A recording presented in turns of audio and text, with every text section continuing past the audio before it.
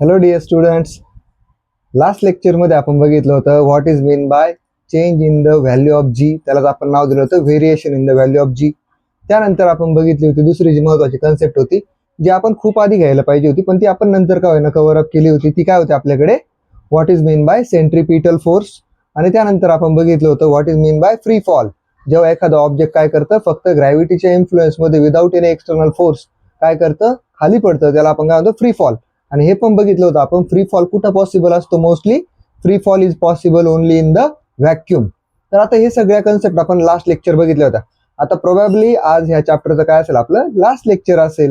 ह्या लेक्चरमध्ये आपण काय दोन कन्सेप्ट घेऊ आणि एक काय न्यूमेरिकल आहे तो एक घेऊ. कन्सेप्ट काय काय आहेत आपल्याकडे, आपल्याला दोन कन्सेप्ट शिकायचे. पहिला आहे आपल्याकडे अर्थ ग्रॅव्हिटेशनल पोटेन्शियल एनर्जी, आणि दुसरी जी कन्सेप्ट असेल आपल्याकडे ती पण खूप सिंपल आहे, तिला आपण काय म्हणू, what is mean by escape velocity. तर ह्या दोन कन्सेप्ट आपल्याला बघायच्यात.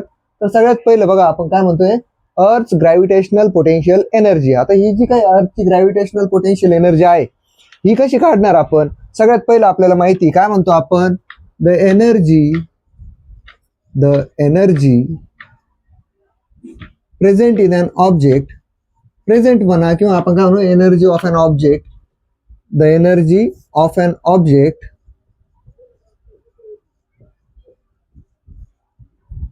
which is because of its position. मग कोणत्याही ऑब्जेक्टच्या पोझिशनमुळे जी एनर्जी त्याच्यात असेल तिला आपण काय म्हणतो, इज दी पोटेन्शियल एनर्जी. आता मी त्याला शॉर्टमध्ये लिहिलं, आपल्याला माहिती आहे आपण 9th पासून लिहित आलो नाही का, पोटेन्शियल एनर्जी, कायनेटिक एनर्जी. मग आपण काय म्हटलं, कोणत्याही ऑब्जेक्टच्या पोझिशनमुळे त्याच्यात जी एनर्जी असेल तिला आपण काय म्हणतोय, पोटेन्शियल एनर्जी.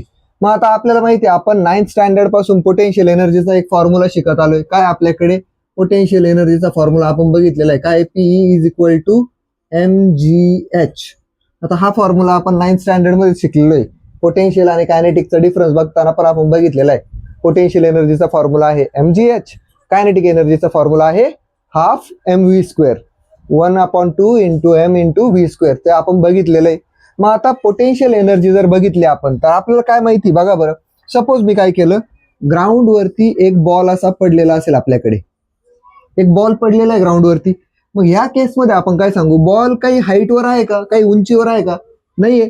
मग आपण ह्या केसमध्ये काय म्हणू शकतो, एच इज इक्वल टू किती असेल आपला, 0 असेल. मग जर एच 0 असेल तर ह्या एच ची व्हॅल्यू जर आपण 0 घेतली, तर बघा बरं आपल्याकडे बॉलचं मास दिलेलं असेल आपल्याला. समजा आपण असं म्हणू, बॉलचं मास किती असेल, मास विल बी 1 kg. 1 किलोचा बॉल आहे, 0 हाईटला आहे, आणि आपल्याला काय विचारलं, समजा त्याची पोटेन्शियल एनर्जी काढायची. सिम्पली आपण जर आपल्या फॉर्म्युल्यात जर व्हॅल्यू टाकलं तर काय मिळेल आपल्याला, which is equal to m ची व्हॅल्यू आहे आपल्याकडे 1 इंटू जी ची व्हॅल्यू आपल्याला माहिती किती असतो बरं जी. आपण 2 लेक्चर पासून जी ची व्हॅल्यू काढत आलेलो आहे, माहिती आहे ना आपल्याला, 9.8 मीटर पर सेकंड स्क्वेअर. इंटू एच ची व्हॅल्यू आपल्याला माहिती आहे. आता एच किती ह्या केसमध्ये, हाईट तर 0 घेतली आपण, मग आपण काय म्हणू, इंटू 0. आता बघा बरं, सरळ सरळ ह्याला दोघांची मल्टिप्लिकेशन करून काही यूज नाही का, पुढे जाऊन 0 ने मल्टिप्लाय होतात. याचा अर्थ आपण काय म्हणू, potential energy is equal to 0. पण आता नीट लक्षात ठेवायचं, कोणत्याही ऑब्जेक्टमध्ये, आता आपल्याला माहिती आहे लॉ ऑफ एनर्जी कॉन्झर्वेशन आपण 9th ला शिकलो, energy can neither be created nor be destroyed. ती फक्त काय होते, एका फॉर्म मधून दुसऱ्या फॉर्म मध्ये कन्वर्ट होते. मग पोटेन्शियल एनर्जी 0 असणं पॉसिबल आहे का, तर आपण काय सांगतो, इक्वेशनच्या फॉर्मॅटमध्ये बघितलं तर ती 0 आहे, बट ऍक्च्युअली ती 0 नसते कधी पण. का, बिकॉज अर्थ वरती कोणतंही ऑब्जेक्ट सरफेस वरती जरी असलं तरी त्याची काहीतरी काय असू शकते, हाईट असूच शकते. ठीक आहे. आता हीच केस आपण थोडीशी काय केली, मॉडिफाय केली. आता आपण काय म्हटलं, ह्याच केसला आपण काय केलं, थोडंसं मॉडिफाय केलं. आपण काय केलं, आता ह्या बॉलला काय केलं, आपण थोड्यासा हाईट वरती नेलं, आणि आपण याला काय केलं, आता mgh चा फॉर्म्युला पाहिजे आपल्याला. याच बॉलला आपण काय केलं, आता थोड्याशा काय केलं, हाईट वर नेलं. आपण काय घेतलं, एक स्टूल घेतला किंवा आपण एक टेबल घेतला. टेबलची आपल्याकडे हाईट असेल किती, आपण म्हणू हाईट असेल आपल्याकडे 1 मीटर. 1 मीटर उंच असा टेबल जर असेल आपल्याकडे, ह्या टेबलवरती किंवा स्टूलवरती आपण काय केलं, आता बॉल ठेवून दिला. आणि आपल्याला काय सांगितलं, मग याची पोटेन्शियल एनर्जी जर काढायची ठरली तर आपल्याला माहिती काय होईल. आता जर आपण याच्यामध्ये व्हॅल्यू टाकले तर काय मिळेल आपल्याला, मास आहे आपल्याकडे 1 इंटू जी ची व्हॅल्यू आपल्याला माहिती 9.8 इंटू हाईट आपल्याकडे किती, आता 1 मीटर. मग आपल्याकडे पोटेन्शियल एनर्जी किती येईल, दॅट इज इक्वल टू 9.8. ठीक आहे. आता एनर्जी तर मिळाली आपल्याला 9.8.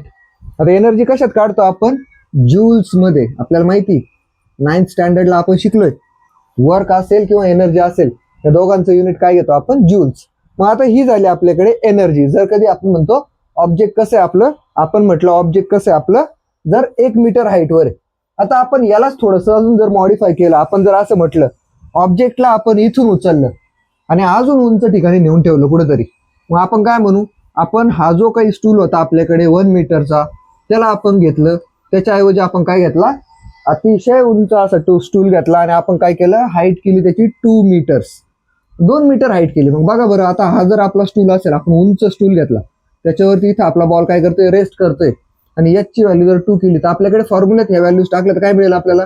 मास तर 1 किलो आहे तेवढंच राहील, इंटू जी ची व्हॅल्यू आहे तीच राहील, इंटू काय होईल? आपली हाईट आहे ती किती राहील आता? 2 मीटर. मग आपण जर बघितलं 9.8 ला जर आपण 2 ने मल्टिप्लाय केलं तर किती येईल आपल्याकडे? 9 2 जार 18 आणि 8 2 जार 16 म्हणजे 19.6. That is equal to 19.6 joules. मग आपण काय सांगितलं याच्यातून? आपल्याला कंक्लुजन काय मिळालं ना? एवढा सगळा उद्योग केला, पण तो कशासाठी केला आपण? त्याचं कंक्लुजन मिळवायचं होतं आपल्याला. कंक्लुजन काय? जसं जसं तुम्ही हाईट वाढवता तशी तशी आपल्याकडे काय वाढत चालते? पोटेन्शियल एनर्जीची व्हॅल्यू वाढत चालते. मग आता आपण काय म्हणतोय? हाईट जशी जशी वाढत जाईल तशी तशी काय वाढत जाईल? आपली पोटेन्शियल एनर्जी. पण ही पोटेन्शियल एनर्जी कायमच वाढत राहील का? तर त्याचा आन्सर आपल्याला शोधावा लागेल ना. पोटेन्शियल एनर्जी आपण म्हटलं हाईट वाढली तर पोटेन्शियल एनर्जी वाढते, पण कायमच वाढत राहील का? तर त्याचा आन्सर आपल्याला शोधावं लागेल. त्यासाठी आपल्याला काहीतरी नवीन काहीतरी आपल्याला त्याच्यामध्ये कन्सेप्ट बघावी लागेल. तर आपण आता असं म्हणू काय? पोटेन्शियल एनर्जीची कन्सेप्ट जर आपल्याला कळलेली असेल तर पुढे जाऊन आपण काय म्हणू? आता बघा, आपण काय म्हटलं? आता आपण काय केलं? तो जो बॉल होता आपल्याकडे, त्या बॉलला आपण घेतलं आणि सरळ सरळ आपण काय केलं? त्या बॉलला आता आपल्याकडे सगळ्यात हायेस्ट जो पीक आहे आपल्याकडे वर्ल्डमध्ये, माउंट एव्हरेस्ट, या माउंट एव्हरेस्ट वरती नेऊन आपण तो बॉल ठेवला. आता माउंट एव्हरेस्टची हाईट लास्ट लेक्चर आपण डिस्कस केली होती, किती असते ती? 8.8 किलोमीटर. त्याला जर आपण मीटर मध्ये घेतलं तर किती? 8800 मीटर्स. एवढी जर हाईट असेल तर पोटेन्शियल एनर्जीच्या फॉर्म्युलेमध्ये आपण जर याला वापरला, आपल्याला बॉलचं वेट माहिती किती आहे, मास माहिती किती? 1 किलो. मग आपण काय म्हणणार? सरळ सरळ potential energy is equal to mass आहे आपल्याकडे 1 इंटू जी ची व्हॅल्यू आपल्याला माहिती किती असते? 9.8 इंटू किती आपल्याकडे? 8800. या सगळ्याला जर आपण केलं तर आपल्याकडे आन्सर काय येतं? 86,240 जूल्स. मग आता हे सगळं तर कळलं असेल आपल्याला का जेवढं हाईट वर जाऊ तेवढी काय वाढत जाते? पोटेन्शियल एनर्जी वाढत जाते. मग आता ही जी पोटेन्शियल एनर्जी वाढत जाते तिचं काही रिअल लाईफ मध्ये आपण काय म्हटलं? सरळ सरळ द एनर्जी इज रिलेटिव्ह. जी आपण पोटेन्शियल एनर्जी काढतो ती कशी आहे? रिलेटिव्ह. कोणाच्या रिलेटिव्ह आहे? हाईटच्या रिलेटिव्ह आहे. जेवढी हाईट वाढत जाईल तेवढी काय वाढत जाते? एनर्जी वाढत जाते. पण आपण दुसरी केस काय सांगतोय? ही एनर्जी जरी रिलेटिव्ह असली तरी आपण काय सांगतोय? ज्यावेळी आपण अर्थ सरफेस वरती आहोत त्यावेळी आपण काय वापरू शकतो? तुमचा हा PE is equal to mgh चा फॉर्म्युला वापरू शकतो. पण जसं जसं तुम्ही एकदम ग्रेटर हाईट वरती जाता, आता ग्रेटर हाईट म्हटल्यानंतर काय तुम्ही म्हणशाल अर्थच्या सरफेसच्या वर जायचं का? तर येस, आपण अर्थच्या सरफेसच्या वरही जर गेलो तर आपण बघा, आपण लास्ट लेक्चर काय केलं होतं? बघितलं होतं, आठवतं तुम्हाला? Variation in the value of G मध्ये आपण बघितलं होतं. जी ची व्हॅल्यू काय होते बरं? जस जसं आपण हाईटला जातो तस तसं जी ची व्हॅल्यू काय होत चालते? कमी कमी होत जाते. मग जी ची व्हॅल्यू आपण काय म्हणतो? सरळ सरळ कमी कमी होत जाते. मग आपला फॉर्म्युला काय आहे? PE is equal to mgh. जर हा फॉर्म्युला आपण असाच ठेवला तर आपल्या काय लक्षात येईल बरं? पोटेन्शियल एनर्जी काय आहे? मास, ग्रॅव्हिटी आणि हाईट वरती डिपेंड करते. जर आपण काय म्हटलं? हाईट वाढली तर काय वाढते? पोटेन्शियल एनर्जी वाढते. पण हाईट वाढली तर जी पण कमी होतोय ना सायमल्टेनियसली. म्हणजेच काय?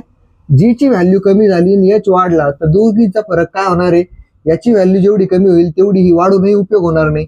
जेवढं आपण काय म्हणू पोटेन्शियल एनर्जी वरती पण काय आहे? काही जास्त असा विशेष फरक नाही पडणार. मग आता बघा बरं, आपण काय सांगू?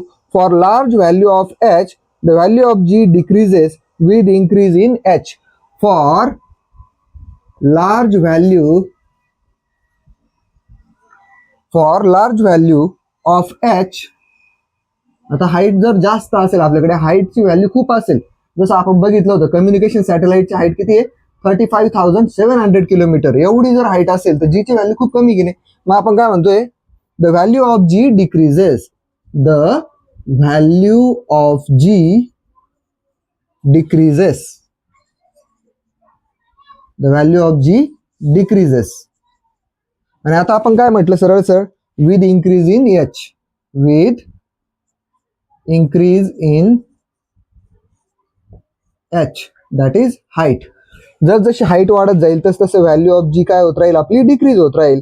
मग आपल्याला बघा बरं, दस फॉर स्मॉलर हाईट्स, असं म्हणू आपण, दस for smaller heights,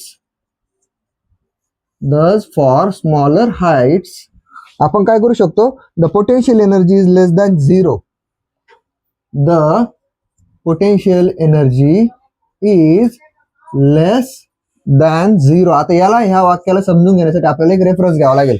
less than zero that is it is negative. आता कसं म्हटलं बरं आपण तर म्हटलं पोटेन्शियल एनर्जी तर आपल्याकडे P is equal to mgh आहे, तिथं पॉझिटिव्ह असते. पण आपण का म्हणतोय मग पोटेन्शियल एनर्जी निगेटिव्ह पण असू शकते. बघा आता याचं एक छोटंसं एक्झाम्पल आहे आपल्याकडे, एक्झाम्पल समजून घेऊ आपल्याला, म्हणजे पटकन कळेल. आपण काय म्हटलं बघा, आता याची गरज नाही आपल्याला, का ते पण सांगतो का गरज नाही ते. आता बघा आपण काय म्हटलं, सरळ सरळ आपलं जे काही आपण म्हणू, एखादा आपण काय केलं, सरळ सरळ एक आपण काय लॉन्च केला, सॅटेलाइट लॉन्च केला. सपोज आपण काय म्हणू, सॅटेलाइट लॉन्च करण्यापेक्षा आपण काय म्हणू बरं, सरळ सरळ आपण काय केलं, जो काय आपल्याकडे एखादा ऑब्जेक्ट असेल, सपोज आपण असं म्हणू इथं कोणी आपली अर्थ असेल, जर ही आपली अर्थ असेल आणि अर्थच्या ग्रॅव्हिटी पासून, आता आपण काय म्हणू इथपर्यंत अर्थची ग्रॅव्हिटी काम करते, समजा त्या अर्थच्या ग्रॅव्हिटी पासून एखादा ऑब्जेक्ट काय झालं, खूप लांब वर निघून गेलं, इकडं कुठेतरी आपल्याला इन्फिनिटी वरती ते ऑब्जेक्ट बघायला मिळतंय. हे ऑब्जेक्ट जेवढं लांब आलं त्या डिस्टन्सला आपण काय म्हणू, इन्फिनिटी. एकदम लांब आलं, मोजता येणार नाही इतकं लांब ते ऑब्जेक्ट गेलं. ऑब्वियसची गोष्ट आहे की नाही, जी ची व्हॅल्यू, ऑब्जेक्ट जर इन्फिनिटी वरती असेल तर जी ची व्हॅल्यू किती असेल आपल्याकडे, जी विल बी झिरो. ऑब्जेक्ट जर इन्फिनिटीवर आहे, आपण बघितलं 3500 वरती काय होतं, 0.225 समथिंग होते जी ची व्हॅल्यू. जर आपण एवढं लांब म्हटलं इन्फिनिटी पर्यंत तर जी ची व्हॅल्यू काय होईल, झिरो होऊन जाईल. मग आपण असं म्हणू शकतो की नाही, इन्फिनिटी हाईटला काय होते, जी ची व्हॅल्यू झिरो होते.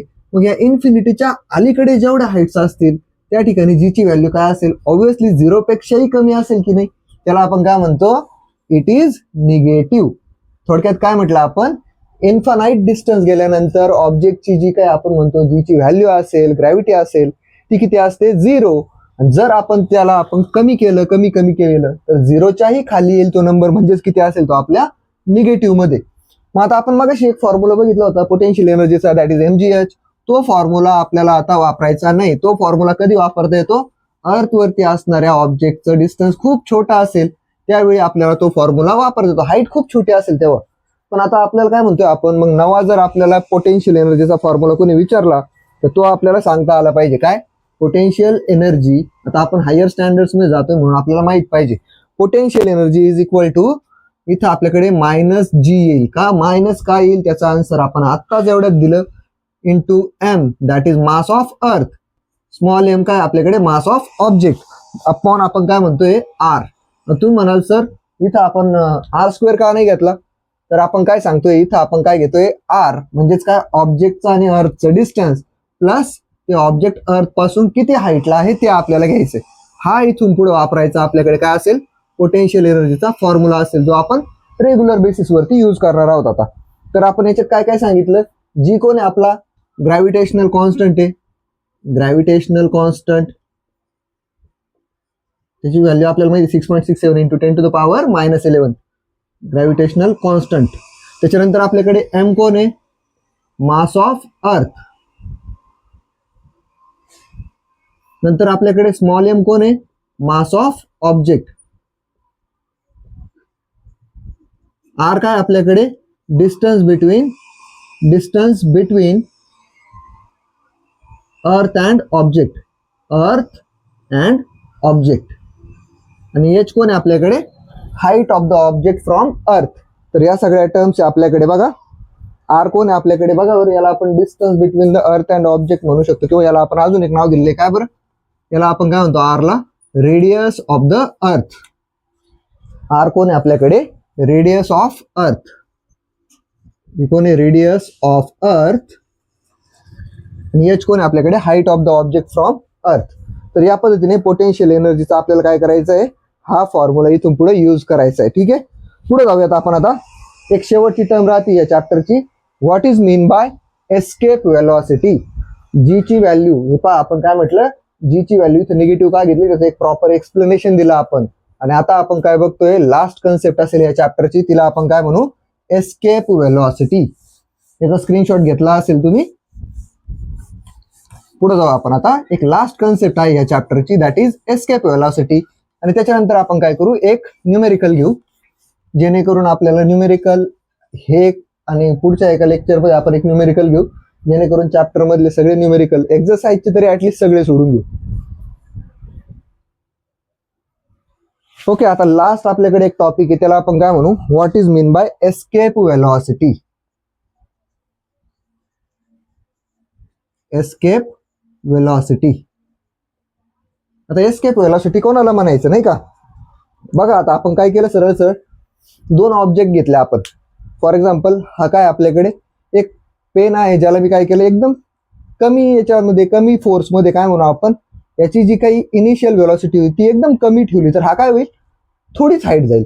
पण याला जर आपण धरला असा आणि याची इनिशियल वेलॉसिटी एकदम फुल स्पीडमध्ये याला जर फेकलं, तर हा काय होईल, तेवढाच वर जाईल. ठीक आहे नाही. आता दोन बॉल घेतले आपण असेच, काय म्हणू आपण काय केलं, दोन बॉल घेतले. आता बघा बरं, मला एक सांगा, हा पेन आपण फुल फोर्सने वर जर फेकला ग्रॅव्हिटीच्या अपोजिट, तर काय होईल बरं, ग्रॅव्हिटी याला काय करेल, खाली ओढण्याचा ट्राय करेल. तुम्ही लावलेला जो फोर्स होता, जी इनिशियल वेलॉसिटी याला दिली होती, ती काय करेल, याला वर न्यायचा ट्राय करेल. आणि होईल काय, ग्रॅव्हिटीमुळे याची जी इनिशियल वेलॉसिटी होती ती काय होईल, खाली येईल, कमी होईल. म्हणून आपण काय सांगतोय, when a ball is thrown upwards. आता आपण याला व्यवस्थित एक एक टर्म समजून घेऊ. When a ball is thrown upward,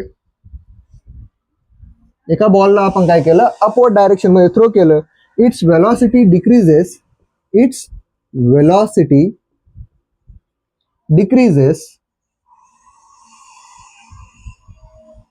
it's velocity decreases because of the earth's gravity, because of the earth's gravity. अर्थच्या ग्रॅव्हिटीमुळे काय होतं, त्या बॉलची वेलॉसिटी डिक्रीज होते. थोडाफार बॅकग्राऊंड नॉईज येत असेल तर त्याला इग्नोर करा, शेजारी एक कन्स्ट्रक्शनचं काम चालू आहे. ठीक आहे, पुढे आपण काय म्हणतो, आता बॉलची काय होते, वेलॉसिटी डिक्रीज होते, कशामुळं, ग्रॅव्हिटीमुळं. मग आपण काय सांगतोय, एका सर्टन हाईटला गेल्यानंतर, आज आपण असं म्हणू, हा जो काही आपण पेन फेकला किंवा जो बॉल आपण वर फेकला होता, तो इनिशियल वेलॉसिटीमुळे वर वर वर वर जातोय. पण एका सर्टन हाईटला गेल्यानंतर तो काय होतोय, थांबतो. त्याला आपण काय म्हणू, त्याची जी वेलॉसिटी कमी कमी होत होती, ती एका सर्टन पॉईंट नंतर काय होईल, झिरो होईल. आणि नंतर काय होईल, तो बॉल पुन्हा खाली येईल. मग आपण असं म्हणू काय, the velocity becomes zero, the velocity becomes zero at a certain point, at a certain point. एका सर्टन पॉइंट मध्ये काय होतं, वेलॉसिटी काय होते, झिरो होते. आता सर्टन पॉइंट म्हणण्यापेक्षा आपण असं म्हणू, certain height, at a certain height and ball start to fall down. एका पर्टिक्युलर हाईटला गेल्यानंतर बॉल काय करतो, स्वतःहून पुन्हा काय होतो, खाली पडायला सुरुवात होते. आता हे तर कळलं असेल ना आपल्याला इथपर्यंत. मग आता याच्या पुढे जाऊ आपण. काय, या सगळ्या गोष्टीवरून एक गोष्ट तर क्लिअर झाली असेल का, बॉल किती वर जाणार आहे हे कशावर डिपेंड करतं, तुम्ही किती फोर्सने त्याला वर फेकलं. फोर्स लावला म्हणजेच काय दिलं तुम्ही त्याला, आपल्याला माहिती आहे काय झालं, त्याची इनिशियल वेलॉसिटी झिरो होती, ठीक आहे नाही. पण तुम्ही त्याला फुल जोर लावून वर फेकलं म्हणजे काय, त्याची इनिशियल वेलॉसिटी तुम्ही वाढवली. मग जेवढ्या इनिशियल वेलॉसिटीने तो बॉल वर जाईल, तेवढी त्याची काय असेल, हाईट रीच केली जाईल. आपण काय म्हणू, इट्स मॅक्झिमम हाईट बॉल्स, किंवा याला आपण काय म्हणू, it's maximum height, it's maximum height depends on, किती वर जाईल तो बॉल हे कशावर डिपेंड करतं, depends on it's initial velocity. त्या बॉलची काय असेल, इनिशियल व्हेलॉसिटी असेल काहीतरी, त्या इनिशियल व्हेलॉसिटीवर काय डिपेंड करतं, तो बॉल किती हाईटला वर जाईल. ठीक आहे. तर आता बघा आपल्याकडे काय म्हटलं आपण, एस्केप व्हेलॉसिटी जर आपल्याला काढायची असेल, आता आपण असं म्हटलं काय, इनिशियल व्हेलॉसिटी त्याची मॅक्झिमम आपण काय म्हणतो हाईट डिपेंड करेल. कोणी जर तुम्हाला विचारलं बॉल वरती आपण काय म्हणू एवढा एवढा फोर्स लावला, त्यानंतर आपल्याला कोणतरी म्हटलं का काय त्या बॉलवरती फोर्स लावला जीची व्हॅल्यू माहिती आहे, आणि तुम्हाला विचारलं तो बॉल किती हाईटला जाईल, हे जर काढायला सांगितलं तर आपल्याला माहिती का आपण काहीतरी बॉलला काय दिली होती, इनिशियल व्हेलॉसिटी. सुरुवातीची आपण काय दिली होती, इनिशियल व्हेलॉसिटी. इनिशियल व्हेलॉसिटी जर आपल्याकडे असेल, जीची व्हॅल्यू आपल्याला माहित असेल, तर आपल्याला माहिती आहे आपण काय करू शकतो. आपल्याला माहिती डिस्प्लेसमेंटचं जे इक्वेशन आहे, कायनेमॅटिकल इक्वेशन शिकलं आपण. पहिलं आपण बघितलं यू प्लस एटी, ते कशाचं होतं, त्याला आपण काय म्हणतो टाइमचं होतं ते यू प्लस एटी आहे की नाही, V is equal to U plus AT velocity टाइमचं. दुसरं जर आपण बघितलं तर तिसरं काय होतं आपल्याकडे, V square is equal to you square plus 2as. याच्यात आपण काय म्हणतो व्हेलॉसिटी डिस्प्लेसमेंटसाठी. मग आपण असं म्हणू काय, सरळ सरळ मॅक्झिमम हाईट डिपेंड करते कशावर म्हटलं आपण, इनिशियल व्हेलॉसिटीवर. मग आपण असं म्हणू शकतो की नाही, v square is equal to you square plus 2as. हे का वापरलं आपण, व्हेलॉसिटी आणि डिस्प्लेसमेंटचं रिलेशन दाखवणारे इक्वेशन म्हणून. आता बॉलची किती डिस्प्लेसमेंट झाली, किती हाईट वरती गेलं, हे कसं काढणार आपण, त्यासाठी आपण काय म्हणू सरळ सरळ, V the final velocity of the ball. V कोण आहे या इक्वेशन मध्ये, where V is the final velocity.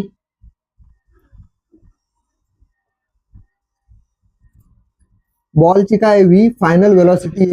You कोण आहे आपल्याला माहिती, इनिशियल व्हेलॉसिटी.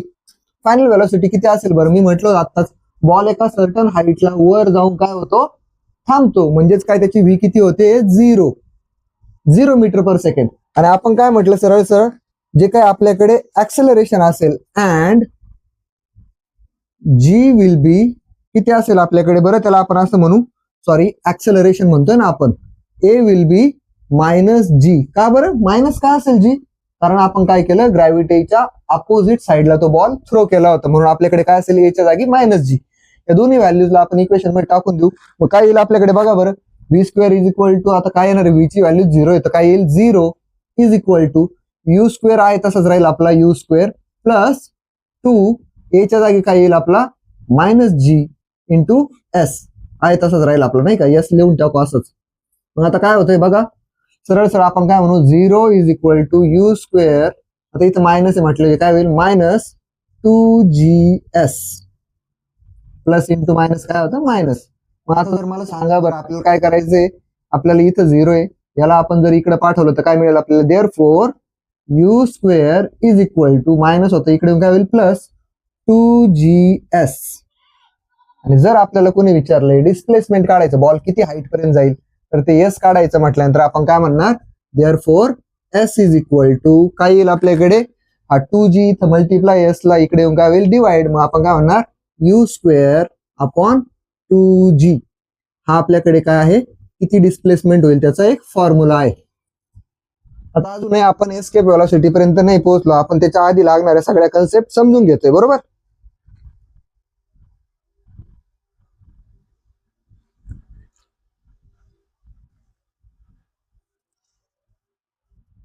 आता आपण बघितलेले काय, जर एखादं ऑब्जेक्ट काय करतंय, अर्थच्या सरफेस पासून जास्त जास्त जास्त जास्त हाईटला जाते, स्पेस हाईट पर्यंत जाते, तर काय होतंय बरं, त्या ऑब्जेक्टचं काय होतंय, व्हेलॉसिटी काय होते, व्हेलॉसिटी नाही सॉरी, त्या ऑब्जेक्टचं काय होतंय, ग्रॅव्हिटीची व्हॅल्यू जी असेल, जीची जी व्हॅल्यू असेल ती काय होते, डिक्रीज होत चालते.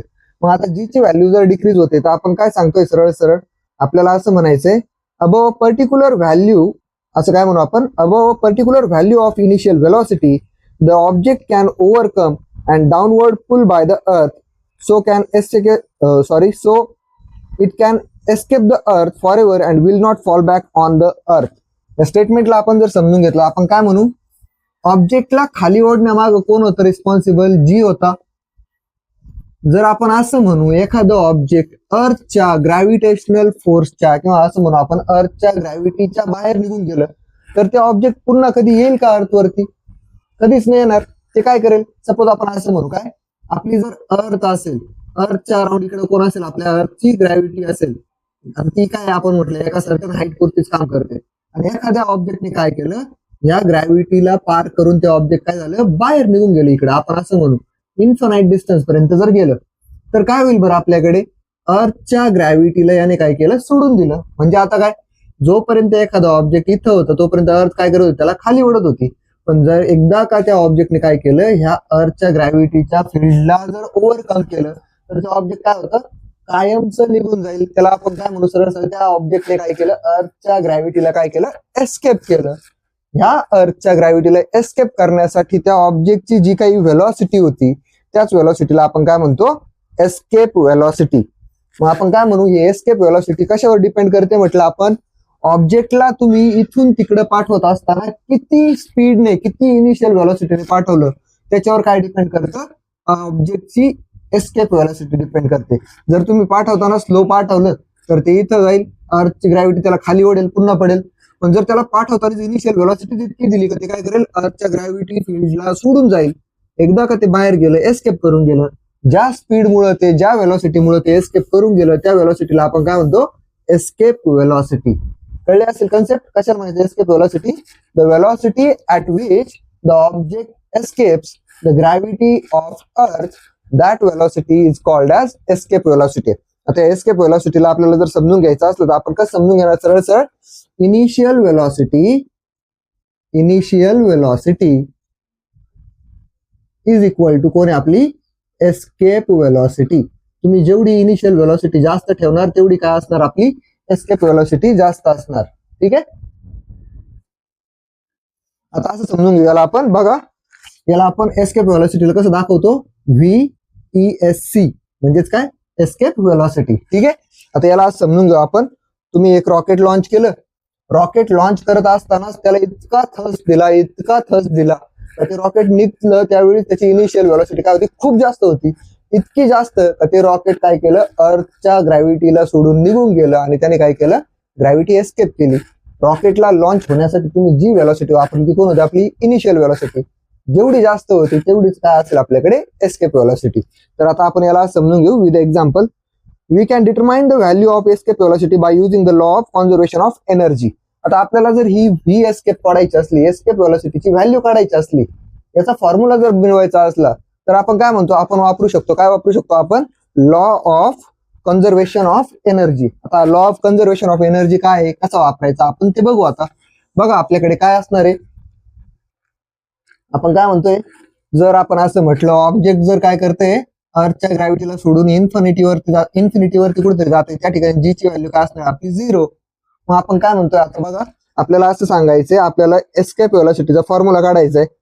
आपण काय वापरणार आहोत, we can find escape velocity using, काय वापरायचं आपल्याला, एस्केप व्हेलॉसिटी काढायची म्हटलं काय वापरणार आहोत आपण, law of conservation of energy. Energy कन्झर्वेशनचा लॉ वापरू आपण. आता सोप्या शब्दात आपण काय म्हटलंय, ऑब्जेक्टचं मास दिलेलं असेल आपल्याला, आपण काय म्हणू, मास ऑफ ऑब्जेक्ट दिलेलं आहे आपल्याला, काय, मास ऑफ ऑब्जेक्ट. ते काय असणार आहे, ऑलवेज स्मॉल एम असणार आहे.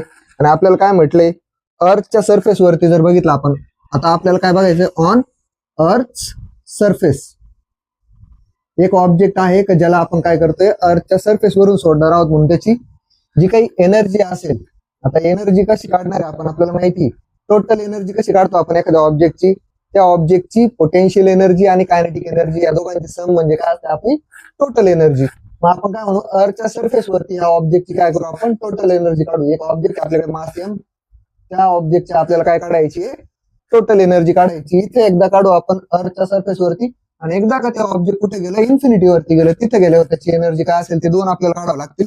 मग अर्थच्या सरफेस वरती आपण काय म्हणतोय, बघा पहिला आपण बघू त्या ऑब्जेक्टची कायनेटिक एनर्जी किती असेल बरं. Kinetic energy is equal to काय असेल आपल्याकडे, हाफ mv² असतो ना. मग आपण काय करणार, व्ही कोण आहे आपल्याकडे इथं, आता escape velocity, mv escape square, half mv². त्याच्यानंतर बघा आपल्याला सेकंड आपण जर शोधलं तर कोण काढावं लागेल आपल्याला, पोटेन्शियल एनर्जी. पोटेन्शियल एनर्जी पण आपण मागाशीच काढली होती, काय असते, -gmm अपॉन काय म्हटलं आपण, r+h होता आपल्याकडे.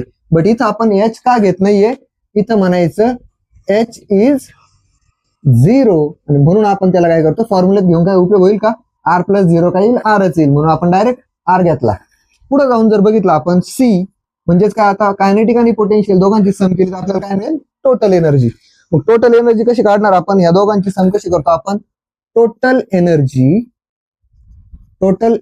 त्याला आपण काय म्हणतो टीई, कशी काढणार आपण, that is equal to kinetic energy plus potential energy. या दोघांची काय करावं लागेल, आपल्याला सम करावी लागेल. कायनेटिक आणि पोटेन्शियल दोघांची सम केली तर आपल्याला काय मिळेल, टोटल एनर्जी. मग करून टाकू आपण सम याची. काय होईल बरं आपल्याकडे बघा, काय येईल, that is equal to total energy is equal to काय येईल, half mv escape square, V स्क्वेअरच म्हणतो मी आता, एस्केप येते तुम्ही समजून घ्या, प्लस काय करणार आपण, मायनस जीएमएम. आता मला सांग इथं प्लस आहे इथं मायनस आहे, प्लस मायनस काय होईल, मायनस जीएमएम अपॉन आर. इथपर्यंत क्लिअर आहे आता. मग आपण काय करू, सरळ याला असं जर घेतलं आपण तर काय येईल आपल्याकडे पुढे जाऊन, ही कोण आहे आपल्याकडे, टोटल एनर्जी कुठे आहे आपल्याकडे, ही याला आपण एक नंबर नाव देऊ किंवा नाही दिलं तरी चालते. ही टोटल एनर्जी कुठे आहे आपली, अर्थच्या सरफेस वरती. जेव्हा हे ऑब्जेक्ट कुठे आहे, अर्थच्या सरफेस वरती. आता ह्या ऑब्जेक्टला आपण काय केलं, फ्लाईट दिली, याला आपण एक वेलॉसिटी दिली आणि वेलॉसिटी देऊन कुठे पाठवलं, याला आपण इन्फिनिटी पाठवलं, इन्फिनिटी डिस्टन्सला. तर तिथे जाऊन काय होईल बघा आपल्याकडे, बघा बरं आपण काय म्हणतोय सरळ. आता आपल्याला बघायचंय त्या ऑब्जेक्टची एनर्जी तिकडे पाठवल्यावर किती असेल, याचा स्क्रीनशॉट घेऊन ठेवा, जेणेकरून आपल्याला पुढे जाऊन परत ही टर्म लागणार आहे. कशासाठी, कम्पेअर करायचं आपल्याला अर्थच्या सरफेस वरती आणि काय म्हणतो ऑब्जेक्ट बाहेर गेल्यानंतर. तर बघा आता काय म्हटलं आपण, आता आपण बघू, आपल्याला बघायचंय आता ह्या ऑब्जेक्टच्या बाबतीत काही टर्म्स आपल्याला कुठं बघायच्यात, अर्थच्या सरफेस वरती. तर बघितलं आपण ऑब्जेक्टचं काय काय होतंय, बट आता आपल्याला बघायचंय काय, आपण कुठं बघणार आहोत, ऍट इन्फिनिटी या ऑब्जेक्टची आपण काय करतोय, एनर्जी काढतोय कुठं, ऍट इन्फिनिटी. मग बघा बरं आपल्याकडे सगळ्यात पहिलं कायनेटिक एनर्जी, जर ह्या ऑब्जेक्टची आपण काय केली, कायनेटिक एनर्जी काढली, ती किती येईल आपल्याकडे, 0. का बरं, ऑब्वियसची गोष्ट आहे की नाही, ऑब्जेक्ट जर एस्केप करून गेलं, इन्फिनिटी पर्यंत गेलं, तिथं जाऊन तर ते काय करणार आहे, स्लो डाऊन होणार आहे. त्याच्या मागे आता कोणतीही वेलोसिटी काम करणार नाही, म्हणजे कायनेटिक एनर्जी किती होईल त्याची, 0. दुसरं आपण जर बघितलं त्याची पोटेन्शियल एनर्जी किती होईल आपल्याकडे, पोटेन्शियल एनर्जीचा फॉर्म्युला आपल्याला माहिती काय असतो आपल्याकडे, GMm minus GMm upon R. आता आर म्हणजेच काय, आपण म्हटलं distance of the object from earth. ते ऑब्जेक्ट कुठे गेलं आपलं, आपण काय म्हटलं, इन्फिनिटी पर्यंत गेलं. मग आपण इन्फिनिटी करू आपण. मला सांगा कोणत्याही नंबरला जेव्हा इन्फिनिटीने डिवाइड करतो आपण, आन्सर काय येतं आपलं, 0. म्हणजे पोटेन्शियल एनर्जी पण ती झाली 0. आणि आपण जर टोटल एनर्जी काढली, आपण काय म्हणतोय, see that is total energy. कशी काढतो आपण, kinetic energy plus potential energy. या दोन्ही एनर्जीची सम केली तर काय येईल आपल्याकडे, टोटल एनर्जी ऍट कुठे आपल्याकडे, इन्फिनिटी. जे ऑब्जेक्ट आपण इन्फिनिटी पर्यंत पाठवलं त्याची टोटल एनर्जी किती येईल, 0 + 0 दॅट इज 0. ठीक आहे. आता आपण ऑब्जेक्टची टोटल एनर्जी काढली कुठं, अर्थच्या सरफेस वरती. आता आपण ऑब्जेक्टची टोटल एनर्जी काढली कुठं, ऑब्जेक्ट पोहोचलं इन्फिनिटी वरती तेव्हा. मग आपल्याकडे दोन्हीकडे काय ऑब्जेक्टच्या टोटल एनर्जीज आहे. मग आपण त्यांना काय करू शकतो बरं, त्यांना आपण काय करू शकतो, from the principle of conservation of energy आपण असं म्हणू शकतो की नाही, ही जी टोटल एनर्जी आपण काढली होती काय होती, आपण इथं जी काढली होती आधी असं समजून घेऊ, एक लाईन वाढली तरी चालेल पण कन्सेप्ट क्लिअर झाली पाहिजे. मग आता आपण काय म्हणू, जर ऑब्जेक्टला आपण काय केलं, अर्थच्या सरफेस वरून पाठवलं होतं, मास एम असणार ऑब्जेक्टला, मग आपण काय म्हणू, एनर्जी ऍट अर्थ सरफेस, तिला आपण काय म्हटलं होतं, E1. आणि दुसरं आपण काय म्हणू, एनर्जी ऍट इन्फिनिटी. जर आपण असं बघितलं तर आपल्याकडे काय येईल, आपण म्हणू E2. आपला law of conservation of energy काय सांगतोय, law of conservation of energy काय सांगतो, एनर्जी इक्वल असते, एनर्जीची व्हॅल्यू कधी चेंज होत नाही. म्हणून आपण काय म्हणू शकतो, we can say that E1 is equal to E2. एनर्जीची व्हॅल्यू चेंज होणार नाही. आपण आधीच म्हटलं लॉ ऑफ एनर्जी कॉन्झर्वेशन काय सांगतो, एनर्जी रिमेन्स कॉन्स्टंट. म्हणजेच काय, E1 आणि E2 काय असेल आपली सेम असेल. आता पुढे जर गेलो आपण तर बघा, मग यांना जर आपण वापरलं तर आपण काय सांगू, सरळ आपण E1 आणि E2 च्या व्हॅल्यू काय करू, कम्पेअर करू. टॉपिक मोठा होता आज, न्यूमेरिकल काय होत नाही, आपलं टॉपिकच मोठा आहे आणि आपण एकदम डीप मध्ये शिकतोय म्हणून आपल्याला वेळ लागतोय. अदरवाईज जर हेच आपण जर एखाद्या क्लासरूम मध्ये शिकत असतो, अरे बापरे, एवढ्या वेळात आपण कुठं असतो तुम्हालाही चांगलं माहिती आहे की नाही. ठीक आहे, पुढे जाऊ आपण. आता काय म्हटलं आपल्याला बघा, आपण असं म्हटलं इनिशियल आणि एस्केप व्हेलॉसिटी इक्वल आहे असं ते तर राहू देऊ. आपण काय म्हटलं, आपण ऑब्जेक्ट कुठं होतं आपलं E1 is equal to E2, आपली ही main concept E1 is equal to E2. याला असंच जर ठेवलं तर आपण काय सांगतोय, E1 ची व्हॅल्यू आपल्याला माहिती किती होती आपल्याकडे, half mv², half mv² minus कोण होता आपल्याकडे gmm upon R, R plus h का नाही ते सांगितलं होतं मगाशी, इज इक्वल टू E2 ची व्हॅल्यू आपल्याला माहिती किती होती 0. हे तर माहिती E1 ची आणि E2 ची व्हॅल्यू काय केली आपण इक्वेट केली, कारण दोन्ही सेम आहे असं म्हटलं आपण. मग आपण काय केलं आता बघा बरं, हा gmm इकडे मायनस तिकडे जाऊन काय होईल प्लस. मग आपण असं घेऊ शकतो half mv² is equal to gmm upon R. बघा बरं इथं हा एम आणि हा एम काय होईल कॅन्सल होईल. मग आपण असं घेऊ शकतो की नाही, half v² is equal to gm upon R. मग आता मला सांगा, हा 2 इकडे डिवाइड तिकडे जाऊन काय होईल मल्टिप्लाय. मग आपण असं म्हणू शकतो की नाही, therefore v² is equal to 2gm upon R. आणि जर आपल्याला आता व्हेलॉसिटीचा काय होता आपल्याकडे स्क्वेअर होता, याला जर आपण काय केलं टेकिंग रूट, याचं जर आपण काय घेतलं स्क्वेअर रूट घेतलं, टेकिंग स्क्वेअर रूट, आपल्याला v ची व्हॅल्यू पाहिजे v² ची नाही. आपण काय येईल आपल्याकडे v इज इक्वल टू काय येईल आपल्याकडे, हे सगळं कशात जाईल under root 2gm upon R. तर हा आपल्याकडे एस्केप व्हेलॉसिटीचा एक फॉर्म्युला आहे, हा पण तुम्ही वापरू शकता. किंवा आपल्याकडे अजून एक फॉर्म्युला येतो, तो कसा येतो ते पण आपण बघणार आहोत. त्याचा एक स्क्रीनशॉट घ्या आधी.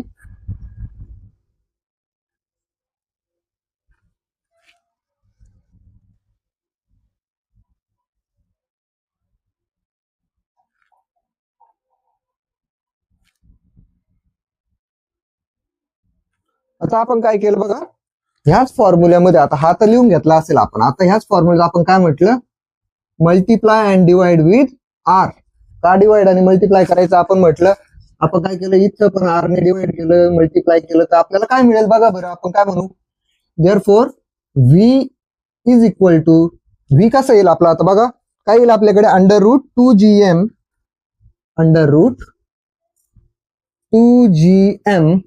अपॉन आर इंटू आर काय होईल r², आणि इंटू काय राहील आपल्याकडे आर. बरोबर. मग आता बघा बरं, आपल्याला ओळखीचं वाटतंय काही, हा 2 पण आपण जर बाजूला घेतला, एक मिनिट इकडे जर 2 घेतला आपण तर काय येतं आपल्याकडे gm upon R into R r².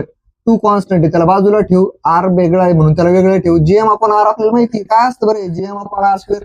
हे तर आपण शिकलो ऑलरेडी. हे काय असतं आपल्याकडे g असतो नाही का, g ची व्हॅल्यू काढलेली ना आपण, g काय असतो gm अपॉन r². मग आपण काय म्हणू आता, देअरफॉर, आता मी तिकडून इकडे येतोय, तुम्हाला माहिती आहे आपण कसं लिहित चाललोय त्याच्यामुळं मी इकडून इकडे शिफ्ट होतोय.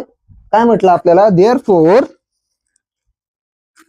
Therefore velocity is equal to काय येईल आपल्याकडे अंडर रूट 2 आहे तसाच राहील आपला, gm अपॉन r² च्या जागी कोण येईल आपला g, आणि हा कोण आपला r, under root 2gr. Escape व्हेलॉसिटीचा हा पण काय असेल आपल्याकडे एक फॉर्म्युला असेल. ओके, सो अशा पद्धतीने आपलं जे काही लेक्चर होतं त्याच्यामध्ये आपण काय म्हणतोय, सरळ सरळ आपण ज्या टर्म गरजेच्या होत्या, अर्थ, gravitational potential energy, escape velocity, या दोन्ही टर्म कव्हर केल्या. आता बघा बरं, आपण एस्केप व्हेलॉसिटीच्या फॉर्म्युलेमध्ये जर आपण व्हॅल्यूज टाकले तर बघा बरं काय येईल, v इज इक्वल टू काय येईल आपल्याकडे अंडर रूट, तुम्ही बघा आता काय येईल बरं 2 इंटू जी ची व्हॅल्यू आपल्याला माहिती किती 9.8 इंटू आर ची व्हॅल्यू आपल्याला माहिती, आर काय आपल्याकडे रेडियस ऑफ अर्थ किती असते ती 6.4 इंटू 10 टू द पॉवर 6. या व्हॅल्यूज जर टाकल्या तर आपल्याला काय मिळेल, अंडर रूट आपल्याला काय मिळेल बघा. आता याला सगळ्याला सोडवत बसलो आपण तर खूप वेळ होईल, ऑलरेडी व्हिडिओ खूप मोठा झालाय. डायरेक्ट आन्सर लिहूयाचा आपण, VESC that is escape velocity is equal to 11.2 kilometre per second. आता हे काय आपल्याकडे याच्यावरती तुम्हाला काय येतं, एक MCQ येतो, फिल इन द ब्लँक येते. अर्थ एस्केप व्हेलॉसिटी इज किती ती 11.2 किलोमीटर पर सेकंड. बघा एखादा ऑब्जेक्ट जर तुम्हाला अर्थच्या बाहेर पाठवायचा असेल तर त्या ऑब्जेक्टला तुम्हाला इनिशियल व्हेलॉसिटी किती द्यावी लागेल, 11.2 किलोमीटर एवढी व्हेलॉसिटी त्याला आधीच दिली तर ते ऑब्जेक्ट काय करेल, अर्थला सोडून जाऊ शकतं. ठीक आहे. तर अशा पद्धतीने आज आपला हा एंटायर चॅप्टर काय झालेला असेल, एंड झालेला असेल. तुम्हाला काही डाऊट्स असतील तर तुम्ही कमेंटमध्ये विचारू शकता. व्हिडिओला लाईक करा, तुमच्या फ्रेंड्स पर्यंत शेअर करा आणि सगळ्यात महत्त्वाचं चॅनलला सबस्क्राईब करा. वॉच टाइम येतोय, व्हिडिओ बघणारे बघतायत पण सबस्क्रायबर गेन होत नाहीये, त्याच्यामुळे काय करा, सबस्क्राईब करायला विसरू नका. 9th पण लेक्चर आपण अपलोड करतोय. लॉ ऑफ मोशन पूर्ण चॅप्टर संपलाय. तुमच्या ज्युनियर्स पर्यंत त्याला शेअर करा. आणि आता आपण काय करू, आजचं लेक्चर थांबू. नेक्स्ट लेक्चरला आपण याची जेवढे एक्सरसाइज मधले न्यूमेरिकल्स असतील त्यांना सगळ्यांना काय करू, सॉल्व्ह करून घेऊ. थँक्यू.